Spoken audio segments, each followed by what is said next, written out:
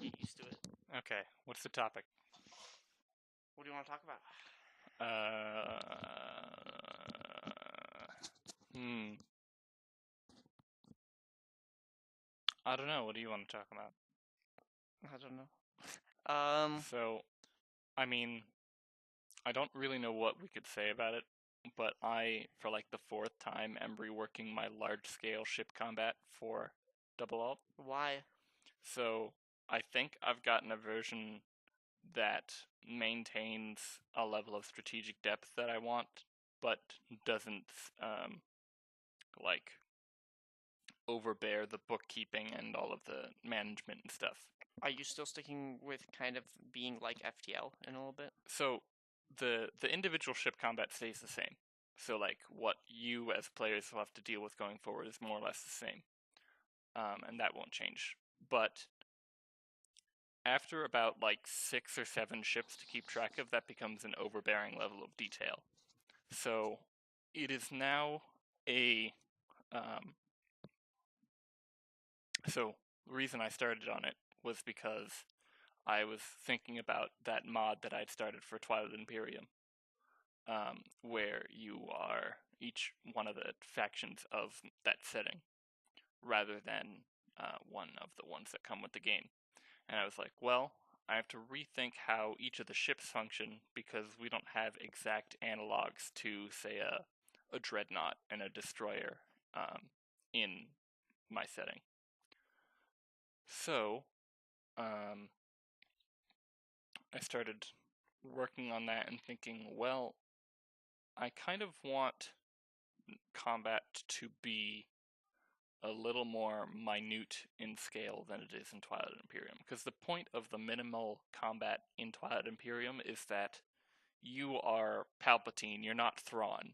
You're not dealing with the individual operations of your units in battle. You're making sure that they're supplied, that everyone's getting to the right place, and that your grand strategy is in order. The minimal stuff gravitates to the mean, so it doesn't matter. Um, but I wanted to try and do um, a little more involvement in the actual combat.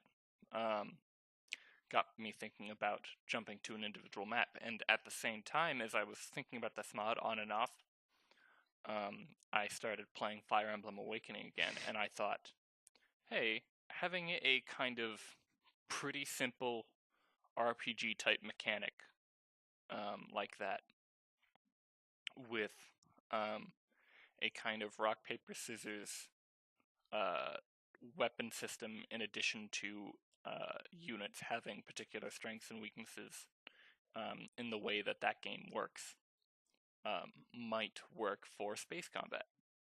Um, so it's a little less hardline advantages disadvantages like in Fire Emblem. Um, It's not like a rock paper scissors kind of thing.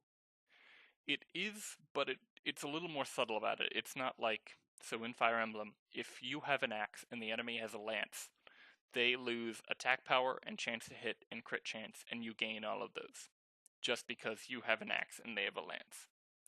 In my system, for example, the Dreadnought, not the Dreadnought, the Destroyer comes with um, weapons that happen to be strong against things that are armored. Um, and that are of a certain size class, 4 and up. And carriers happen to be that. Um, Carriers don't have much weapons themselves, but they have fighters, and fighters have a bunch of stuff that is good against um, light warships, which dreadnoughts happen to be, and they have. And dreadnoughts, both of their weapons have weaknesses against interceptors, because interceptors are too fast for destroyers in my game are often missile based, and missiles you can dodge if you're a fighter. So because of that, it's got like a couple of other different things going on. They're like 5 or 6, I think it's 5 ship types in the game. So I had to kind of keep that in mind for how I'm balancing it. But that idea roughly, more or less.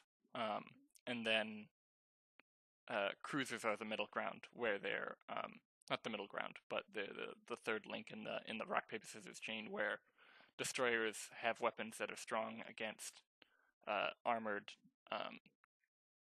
big armored ships like cruisers are, and cruisers are equipped with a lot of like laser batteries and things like that fighters can't dodge, so they're strong against interceptors, and then interceptors beat destroyers. It's pretty much exactly Star Wars. Whatever. What was that? RTS game. The Star Wars RTS game? Oh, Empire at War? Yeah. I don't remember there being destroyers in that one, but Well, I mean, there are Star Destroyers. Or Star Destroyers, but Star Destroyers operate more or less like dreadnoughts in Twilight Imperium. Well, so there's the Star Destroyers and like the Mon Calamari cruisers Right. that are the big ships, and they're Yeah. good against fighters because they have lots of turrets on them. They have specifically laser cannons, not just turbo lasers. You're right. But and then the fighters are good against like medium-sized stuff. And then there's specifically like anti like Star So- Destroyer stuff. As I remember it, I think they're called like assault frigates or something. so as I remember it, Star Destroyers have a bunch of turbo lasers, and turbo lasers are good against other large ships. So that would be good against like a medium-sized cruiser, which will have a less health. But those medium-sized cruisers and smaller have laser cannons, which are good against fighters, and fighters being numerous to target and fast can avoid turbo lasers, which are essentially big, heavy cannons, and are able to take down the ships. But at a large scale that you often have in Empire War, those individual strengths can or individual weaknesses can combine to not matter if you just like outnumber your opponent or just outmaneuver them, things like that. As is typical with RTS. You outnumber, you pretty much win. Depends. So like StarCraft, the Zerg, by definition, not by definition, but are designed to always outnumber, say, the Protoss. But dollar for dollar, or more accurately, mineral for mineral, Protoss may be able to outfight them, depending on if you can. I don't want to have to explain the entirety of StarCraft, but essentially, if you can fight Zerg in a narrow corridor, Protoss will come out every time. Because if you can take a Zergling one-on-one with a Zealot, the Zealot beats it. And because of that, StarCraft again specifically has a lot of I'll say it's less so now, but back in Wings of Liberty and in Heart of the Swarm had a lot of hard counters, where like 3 Protoss Immortals against Roaches, which are roughly equivalent in tech level for the Zerg, and cheaper, but not significantly cheaper. They're both a pretty heavy investment in terms of time and tech level and that kind of thing, and minerals and gas. But 3 Immortals traded with 23 Roaches. So you're not going to win with sheer numbers in that, more or less. I mean, you can, but you're not going to. So you have to either outplay and go for an alternative objective instead of trying to fight your opponent's army.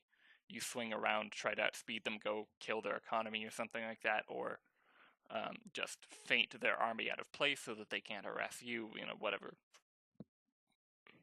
Yeah, StarCraft looks like a lot of fun. I'd love to play it if I had any time. Yeah, I love me some StarCraft. It's been a while, but we're not here to talk about StarCraft, or even board games necessarily, which That's tabletop gaming. Yeah, I mean, yeah, that counts. Yeah, So anyway, the point of designing with that kind of fairly simple but not overly simple system is that I want enough detail that things as represented in the game feel equivalent to their in-universe power level. So, like, in my setting, interceptors, for example, fighter class stuff, aren't that much weaker than warships individually. They're much less armored, so they'll die faster, but their damage output isn't too much worse. It's not like in Star Wars where the amount of money that goes into an X-Wing is like 3 or 4 orders of magnitude less than the amount that goes into a cruiser, or something like that. And the amount of damage output that they can do differs equally, though they're differently specialized in the lore. Where was I? Yeah, so because of that, I want to have a level of detail where those differences and those specialties between factions and between types of ships and technologies and things like that are able to come through, but the more that you put in, the longer these battles will take. Like, a while ago, I played something that was based on Warhammer. It was World War I Warhammer. Kyle had it. But we didn't actually play with the physical stuff. We played it online. And every unit individually had like 2 things to keep track of: how quickly they die and how much damage they deal. Because they didn't have hit points. If they took a hit, they're dead. And that kind of thing, except for artillery pieces and tanks. And in a ship-based game, pretty much everything is going to be those artillery pieces and tanks. Everything's going to be able to take a couple hits. Twilight Imperium, in its combat, because it's simple, avoids this because when you take a certain number of damage in a round of combat, you just choose a number of ships to destroy, or in the case of Dreadnoughts and Warsuns, you flip them over to deal a damage. They can take 1 hit before they die. But if you want a little more depth and you want a little more growth of your stuff, then they have to be able to survive something. It's why you don't play role-playing games where you die in 1 hit that aren't one-shots. So like Dread, for example, you might just die in 1 attack from that, but you're probably not gonna do that in D&D if players are being reasonable and GMs are being reasonable. We should play some more Twilight Imperium. Yes, if we can find We have everyone time. who has like 5 hours. We don't even need everyone. We need 3 people. That's the minimum. 3.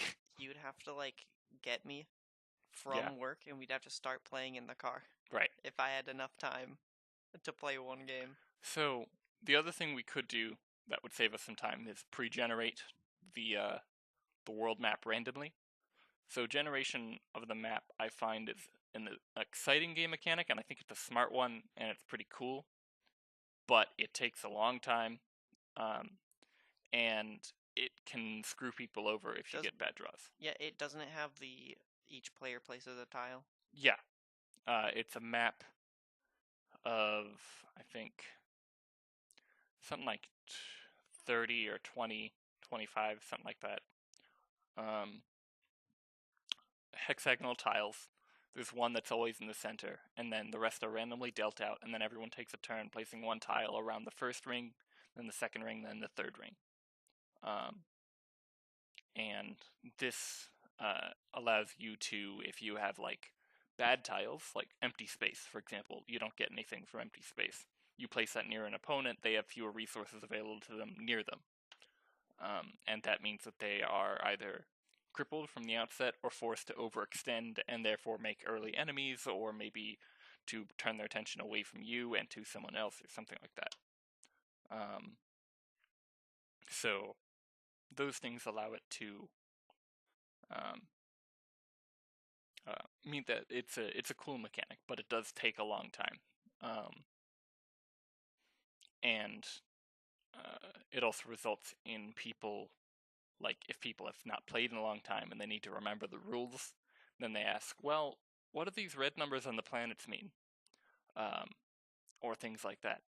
what's the little symbols next to them that are next to the production numbers, and what do those represent? And oh, they represent technology. I need to look at the tech tree, and then they play one tile and then have to look at the tech tree again, and everyone has to look at the tech tree because it's gigantic and confusing. But so yeah, I have generated a map again for the mod based on the star chart in my setting, but it's super unbalanced because the Agramopius and the uh, Thac homeworlds are right next to each other, um, which is a problem because they'll immediately come into conflict, which might be good because they're supposed to not like each other in the lore, and being able to roleplay that and have that come through solely through mechanics might be fun. The problem is that along with that, Data Call and Shuai are supposed to be allies, but they're also pretty close to each other. They're just one tile away. So if that creates hostility in the one other factions, then it might create hostility in those two. Elves are also just like fucking 5 tiles away, 6 tiles away from everyone else, so they get their little corner to just build up. So I might have to change how resources are distributed in order to balance the map properly. The other thing I could do is have that map, but eliminate the Twilight Imperium rule where ships have an FTL range. So in Twilight Imperium, every round, ships more or less 3 tiles is the most they can move in a turn with full upgrades on the fastest ship. Most of them move about 2 or 1. So if I eliminate that, then expansion can happen in any direction, and empires can go in any direction. It might create problems because your homeworlds are then immediately threatened by everyone else with a ship. But it might make sense for the setting. I'm not sure yet. I build the huge The War Sun. and then teleport it into your home world. Teleports behind your homeworld, unsheaths Death Star. Nothing personal, kid. I mean, that's what Grand Moff Tarkin did, literally. It's pretty great. Tarkin's the best. Yeah, that might create problems. What is the War Sun in your mod? So I do have an equivalent to it, in terms of a thing that's very tough and very powerful and shoots a lot. Space Dragon. Yes. Yee. For most of the factions.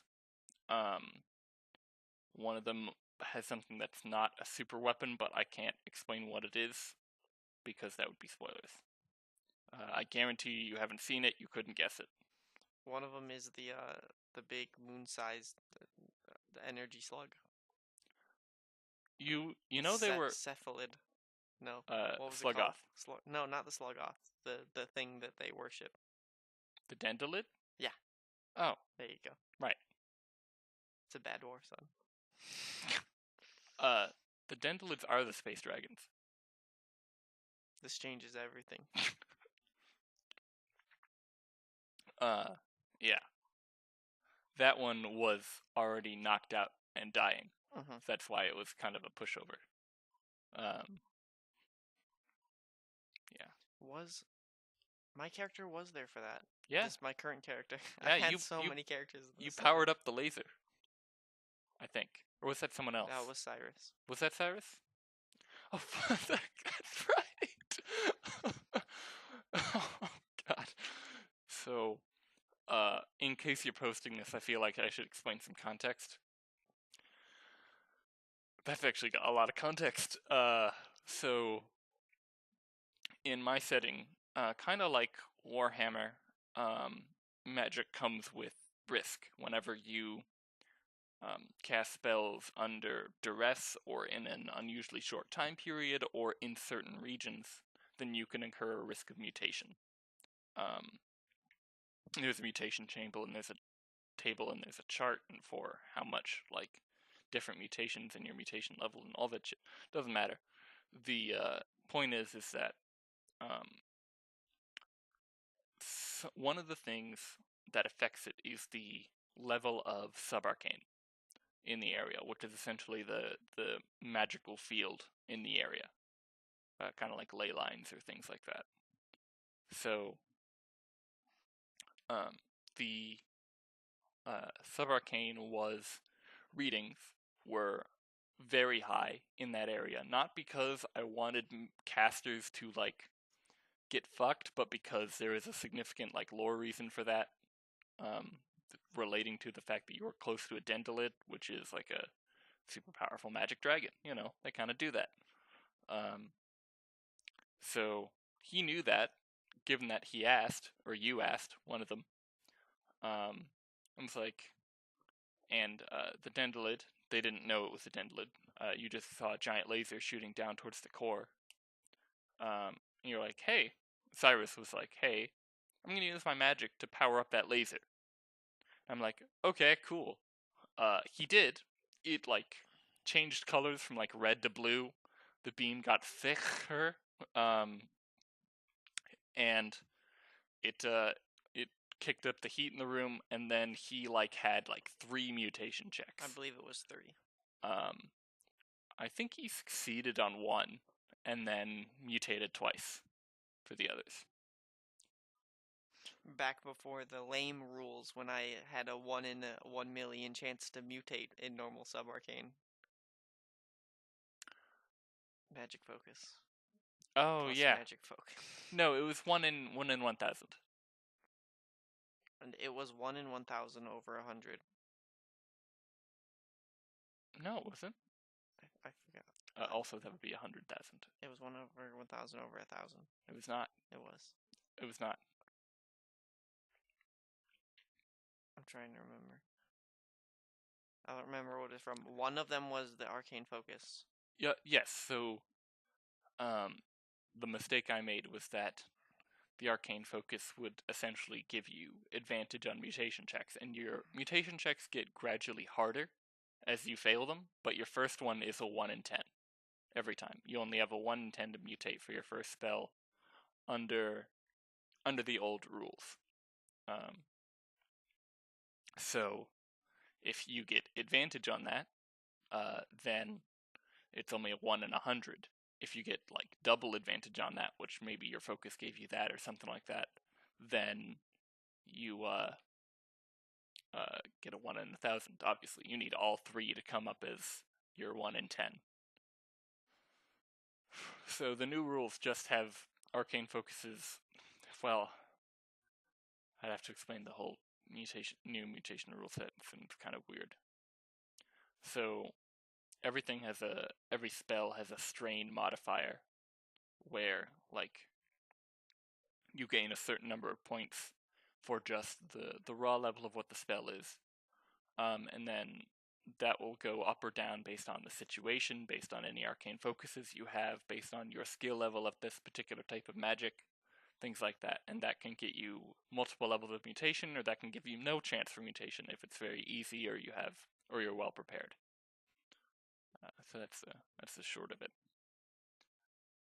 We are way off topic for a topic that we haven't even. We're still in space. What? We started in space. We're still in space. Our topic is space. I mean, I guess we're still in the same setting. I think you're about right. But I've done a lot of the talking. So I need to. I think that's kind of the point of the podcast. I just get you to talk into a computer and I record your genius. That's not. I appreciate the compliment, but you have genius as well, I'm sure.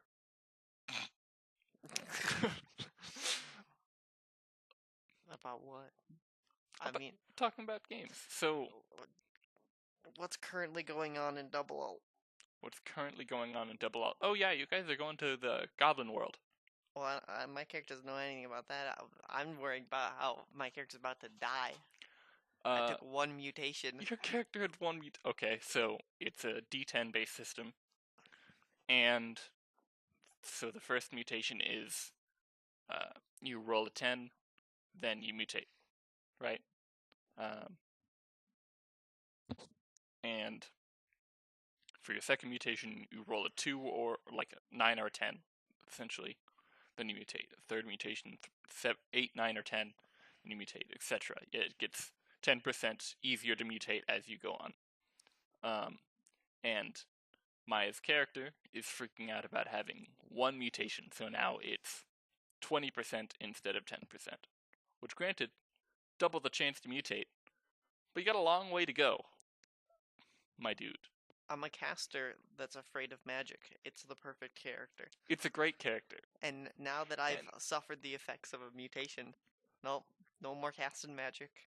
So the great part about your character is that it's able to, like, function in this system, because casters are only fucked insofar as they cast, essentially. They're a little bit nerfed in the beginning. They get, like, 2 fewer starting skills than other classes. But other than that, and the fact that, given that they have a whole other section to dump XP in, that they'll grow a little more slowly in general. But you're not worse at attacking, inherently. You're not worse at detective work or whatever else, just because you're also a caster. I'm pretty sure my character has maxed whatever shooting a Nova Cannon, whatever the skill for that is. I maxed that out. Energy weapon. Nova Cannon is roughly the same thing that it is in 40k. It's just a big, powerful gun. Big boy. Yeah, that's why Nova Cannon is like a nickname for it. The actual nickname for it is, high level energy relay ordnance, I think. Something like that. It's meant to be technical and not easy to abbreviate. Mm-hmm. So that, if you just want to call it the big boy or something like that, you can. I'm not going to stop you.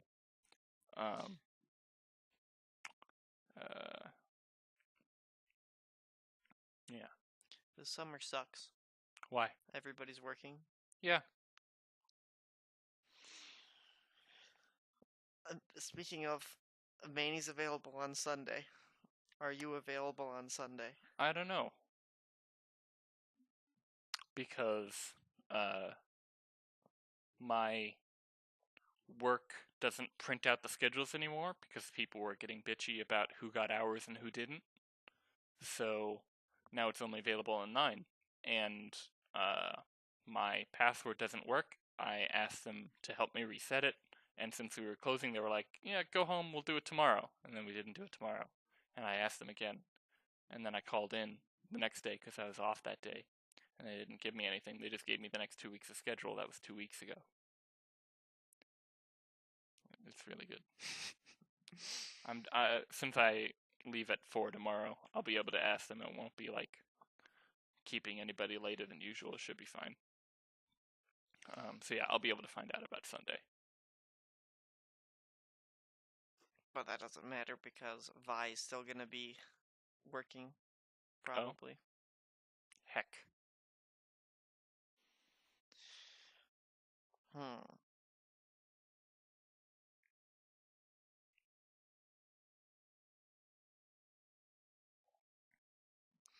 How far in are we? Pardon? 29 minutes. Okay. So we can just, we don't have to cut it off. We can just keep recording and then yeah, sure. Whatever we like, we can take. Yeah. So you've been, as I remember, you've had a negative opinion of my magic system in Double Out in the past. Could you explain your problems with it? So there's no set spell list. Right. And that's not my major problem with it. Okay. That's fine. It's the fact that magic in the setting isn't what you would expect magic to be. There are some instances where you could make a fireball. Yeah. And stuff like that. But the fact that psionics is so intrinsic in the system and everything as well, is anytime you think of something you want to do with magic, you should just be able to do it. You shouldn't be told, oh, that's something that is a psionic ability. But the same thing happens in D&D. If you're like, I'm a wizard, I should be able to fucking use magic to heal this guy's wound. And they're like, you didn't say the magic word. You didn't take a level in cleric, so fuck you. Yeah, but then there's a spell list, so you know what you're getting into. You know what you can do and can't do. But you also have that as magic. You can see literally every power defined. The limits of your power defined.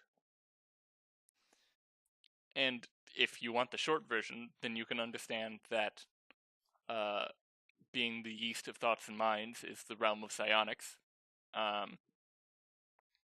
And generally, if you're creating stuff, it's magic. I mean, that's like, it's fine. I don't especially hate it. Mm-hmm. But I can see where you're coming from, where the use of the term magic may create problems. But I find it necessary to use that term so that people understand that the setting is not fucking science fiction. Don't talk about relativity when you're trying to go FTL, because I'm just gonna tell you to go fuck yourself and leave my table. There's a time and a place for that. I love me some hard sci-fi. This is not it. There are literal wizards aboard your ship. Go home. But I can understand that those wizards being less powerful can create a change in expectations. I think it's not that they're less powerful, it's just that it's a different, like, realm of power. Yes, okay. Like, what's any other spell? Other than Fireball? Yeah. Sticks to snakes. That doesn't count. What do you mean that doesn't count? Anything like dominate monster. Well, so yeah. Any of that, any that's enchantment. all psionic. Enchantment is gone, illusion is gone. You've got conjuration. Yeah. And evocation. Yep. And that's it. No. You still got anti-magic. You've got, what do they call that? Abjuration. Yeah, that's it. No, half of abjuration is reinforcing things, which is psionic. No, you can do that with magic. No, it's not like. I think it's like.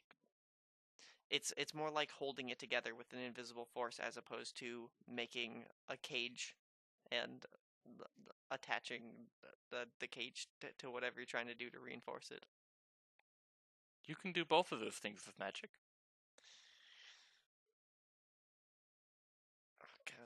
What is it? It's not Comag. What is it? No, it is Comag. Is it Comag? For constructed magic? Yeah. Or concentrated magic. Constructed magic is different.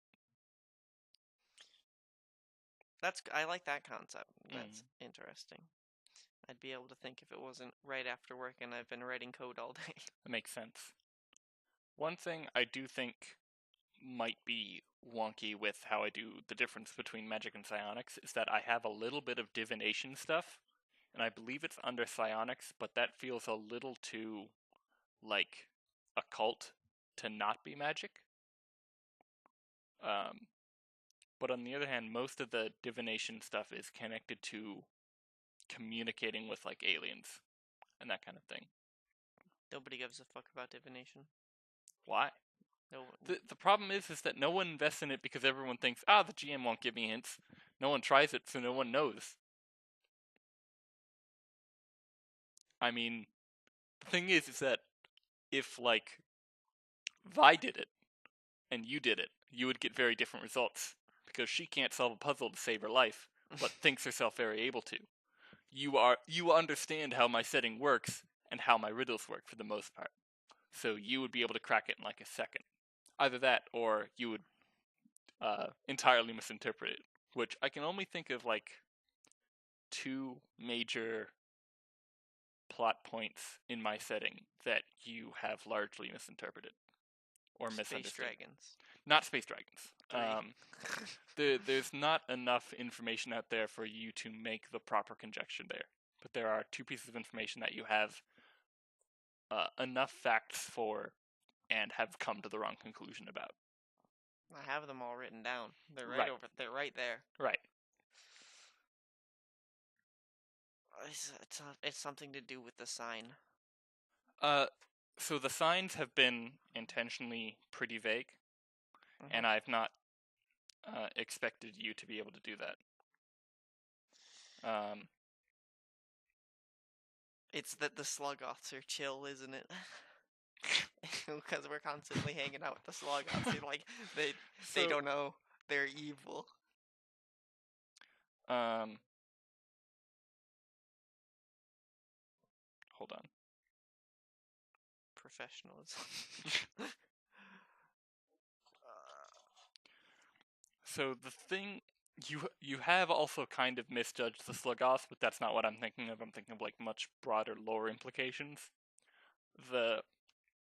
I will tell you this to you now because I think that you'll be able to like keep it under wraps for your character and for the rest of the party.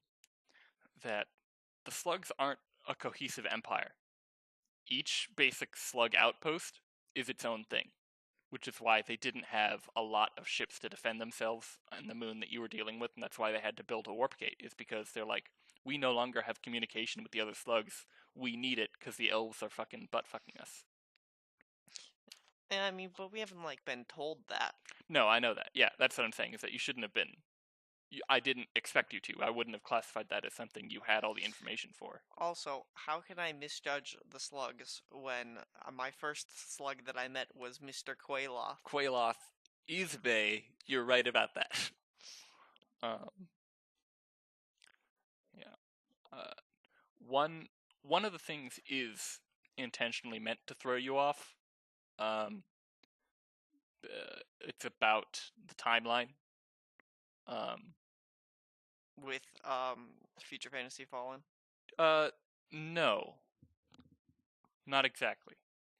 And then the other thing isn't meant to throw you off, but is very subtle, and you may think is just like, it's just Ben being bad at game design.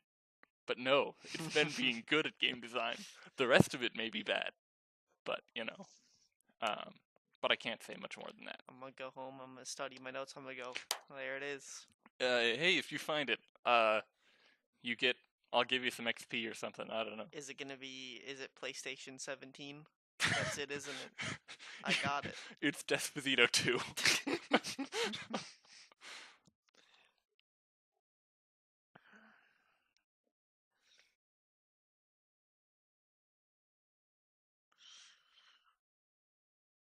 We need to play more 000. Yeah. Shit's about to hit the fan. I'm so excited. My character is gonna either go crazy and fucking kill himself, or have a vice character. What the fuck? Griffin. I'll do something about it.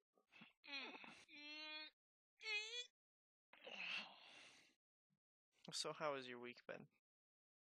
A lot of work. Not too bad. Some drama at work kept my head down through it, so. What was the drama? I'm not quite sure I had the whole story. Just, 2 of my coworkers, getting mad at each other, for, like, dumb bullshit, and then one of them is probably quitting for it, But, like, not to be sexist, but I work in a store with, like, 30 women, so drama happens constantly and is ever evolving. So the key to not getting involved in it is never talk about people, don't take sides, and that's it. Stay out of it unless you are certain with absolute certainty that you have the whole story, and you never do. And that's kept me having a job so far. So I'm good with that. Well, I was told by the person who's been programming for 40 years. He's just like, "Oh, you're a natural at this." I'm just like, "Hey, I won." That's good. I did it.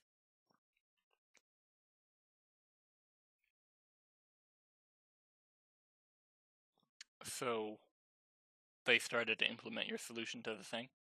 I implemented my solution to the thing. Nice. Listen, it's I can't talk about it on the podcast. It's top secret business. That's fair.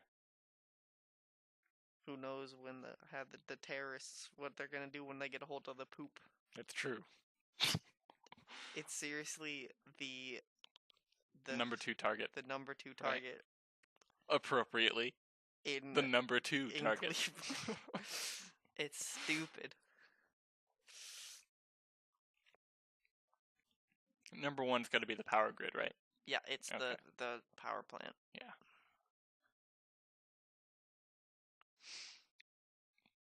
They're gonna put the chemicals in the water that turn the freaking frogs gay, and then who knows? And then we'll stop having frogs because they'll stop reproducing, and then the entire ecosystem will collapse. There you go. Somehow. It's all about the frogs.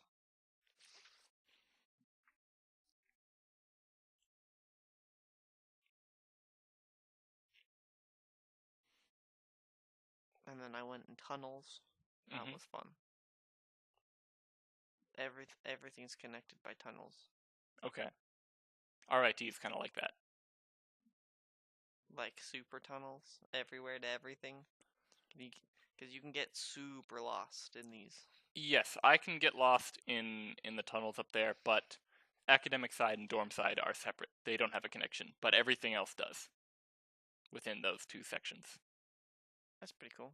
I mean, it's nice to not have to go outside in the brutal Rochester winters. Are they like furnished tunnels? Or like finished tunnels as opposed to like an unfinished basement? Yeah, they're not too bad. They, have hanging wires and stuff sometimes and like ducts that are uncovered and stuff, but they're warm sometimes. Yeah, I was thinking about asking if the tunnels are warm in the winter. I don't know. Yeah. It's probably really cold because of all the water going through the pipes. Mm-hmm. It just like becomes a refrigerator. I'd imagine so. That sounds terrible. Yeah. Okay. Before we wrap it up, I want to ask you a question. I think we talked about it last podcast, but it's one that I've thought about, and I don't really have an answer for. Why isn't the D12 used more? So we have D10 systems, we have a lot of D6 systems, and we have a lot of D20s, and then a couple D100s. And a couple board games use D8s. Now, D8s I can get, right? Because they're pointy and uncomfortable. They have the not evenly going into percentages intuitively for most people, like D6s have. And yet they're not familiar like D6s are. So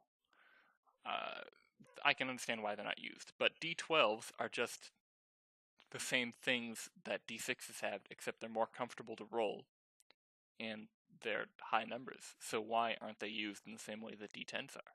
You know exactly right, Ben? No. It's because they're too similar to the D20. People are too afraid that the D12 will get confused with the D20. Because that's the two that are always get confused by new players. D12s and D20s. I've seen D8s and D10s get screwed up a lot more. Now, I have seen people mistake D12s for D20s, yes. I don't know, 2D12 is not... 2D12 is a bell curve. It isn't anything like 1D6. But 2D12 is like 2D6. 1D12 is like 1D6, just with another degree of articulation, essentially. I don't know. Maybe it does. Maybe people like the math better for other stuff. I mean, like the math for D10s works out the best. The math for D10s is very, very easy, yeah. But I can understand why someone doesn't want the math to work out easy. And so oftentimes they'll use D6s. But why don't they also use D12s? I don't get it. I don't know. You think we need a D12 meta in the tabletop gaming? I mean, they are objectively, okay, not objectively, very subjectively, the nicest dice to roll. Because they don't roll off the table because the faces are big enough that they don't roll off like D20s do. And their edges are formed from angles wide enough that they aren't pointy. They're comfortable to roll.